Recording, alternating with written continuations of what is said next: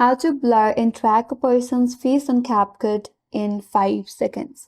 Hi everyone, this is Kate and welcome back to another video, and in today's video we will learn how we can blur and track a person's face on CapCut. So without further delay, let's get started with this video.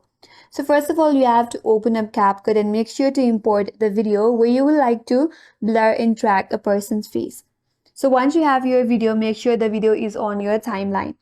Now, in order to add the blur effect, tap on the video on your timeline, and as you navigate at the bottom of this interface, there is a menu bar. From there, tap on Effects.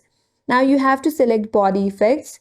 Then you have to search for Face Mosaic. If you don't have this, simply using the search bar, search for Face Mosaic, and then you have to tap on it.